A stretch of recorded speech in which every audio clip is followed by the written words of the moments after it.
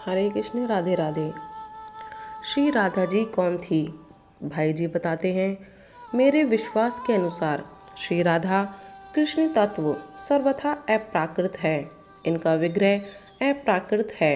इनकी समस्त लीलाएं अप्राकृत हैं, जो अप्राकृत क्षेत्र में अप्राकृत मन बुद्धि शरीर से अप्राकृत पात्रों में हुई थी।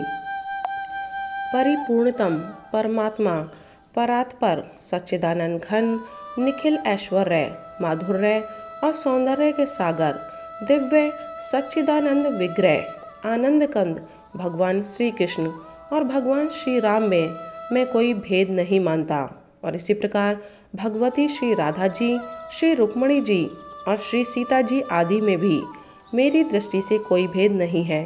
भगवान के विभिन्न सच्चिदानंद में दिव्य लीला विग्रहों में विभिन्न नाम रूपों से उनकी हलादिनी शक्ति साथ रहती ही है। नाम रूपों में पृथकता देखने पर भी वस्तुतः वे सब एक ही हैं।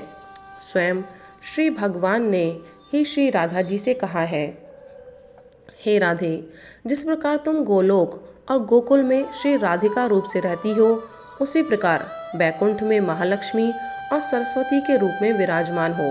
तुम ही क्षीर सागर शाही भगवान विष्णु की प्रिया मर्त्य लक्ष्मी हो।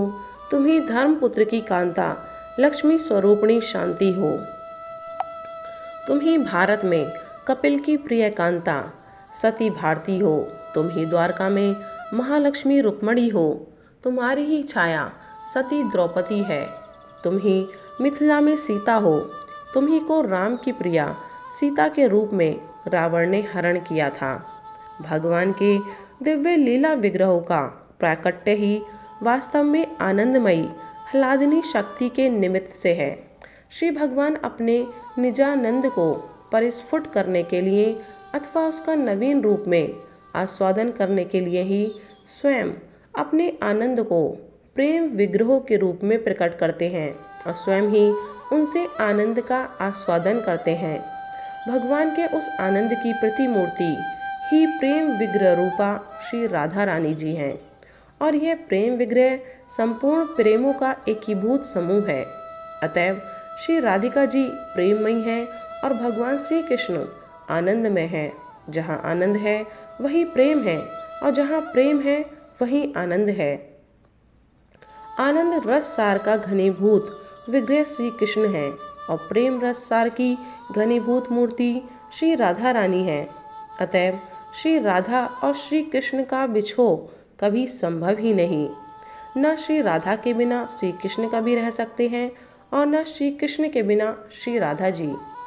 श्री कृष्ण के दिव्य आनंद विग्रह की स्थिति ही दिव्य प्रेम विग्रह रूपा श्री राधा जी के निमित्त से है। श्री राधा रानी ही श्री कृष्ण की जीवन स्वरूपा हैं और इसी प्रकार श्री कृष्ण ही श्री राधा के जीवन हैं। दिव्य प्रेम रस सार विग्रह होने से ही श्री राधा रानी महाभाव रूपा हैं और वे नित्य निरंतर आनंद रस सार रसराज अनंत ऐश्वर्य अनंत सौंदर्य माधुर्य लावण्य निधि सच्चिदानंद सांद्राग अविचिन्त्य शक्ति आत्मा राम गणाकर्षणी प्रियतम श्री कृष्ण को आनंद प्रदान करती रहती हैं। इस ह्लादिनी शक्ति की लाखों अनुगामिनी शक्तियाँ मूर्तिमती होकर प्रतिक्षण सखी मंजरी सहचरी और दूती आदि रूपों से श्री राधा कृष्ण की सेवा किया करती हैं। श्री राधा कृष्ण को सुख पहुँचाना और उन्हें प्रसन्न करना ही इनका एकमात्र कार्य होता है। इन्हीं का नाम श्री गोपीजन है। नित्य आनंदमय नित्य तृप्त नित्य एक रस कोटि कोटि ब्रह्मांड विग्रह पूर्ण ब्रह्म परमात्मा में सुखेच्छा कैसे हो सकती है? यह प्रश्न युक्ति संगत प्रतीत होने पर भी इसी को सिद्धांत नहीं माना जा सकता। भाव और प्रेम परमात्मा से पृथक वस्तु नहीं है। प्रेमाश्रय का भाव प्रेम विषय में और प्रेम विषय का भाव प्रेमाश्रय में अनुभूत हुआ करता है। श्री गोपीजन प्रेम का आश्रय हैं और श्री कृष्ण प्रेम के विषय हैं। श्री गोपियों का अप्राकृत दिव्य भाव ही पर ब्रह्म में दिव्य सुखेच्छा उत्पन्न कर देता है। प्रेम का महान उच्च भाव ही उन पूर्ण काम में कामना नित्य तृप्त में अतृप्ति क्रियाहीन में क्रिया और आनंदमय में आनंद की वासना जागृत कर देता है। अवश्य ही यह सुखेच्छा, कामना, अतृप्ति, क्रिया या वासना जड़ इंद्रियजन्य नहीं है, इस मर्त्य जगत की मायामयी वस्तु नहीं है, क्योंकि वह दिव्य आनंद और दिव्य प्रेम अभिन्न है। श्री कृष्ण और श्री राधा रानी सदा अभिन्न हैं। श्री भगवान कहते हैं, जो तुम हो वही मैं हूँ, हम दोनों में किंचित भी भेद नहीं है। जैसे दूध में सफ़ेदी, अग्नि में दाही का शक्ति और पृथ्वी में गंध रहती है, उसी प्रकार मैं सदा तुम में रहता हूँ। अब रही श्री राधिका जी के विवाह की बात। सो इस रूप में इनका लौकिक विवाह कैसा? वृंदावन लीला ही लौकिक लीला नहीं है। लौकिक लीला की दृष्टि से तो 11 वर्ष की ही अवस्था में श्री कृष्ण व्रज का परित्याग करके मथुरा पधार गए थे। इतनी छोटी अवस्था में स्त्रियों के साथ प्रणय की बात ही कल्पना में नहीं आती, और अलौकिक जगत में दोनों सर्वदा एक ही हैं।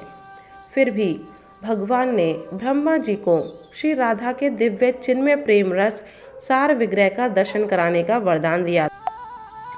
उसकी पूर्ति के लिए एकांत अरण्य में ब्रह्मा जी को श्री राधिका जी के दर्शन कराए, और वहीं ब्रह्मा जी के द्वारा रसराज और महाभाव की विवाह लीला भी संपन्न हुई।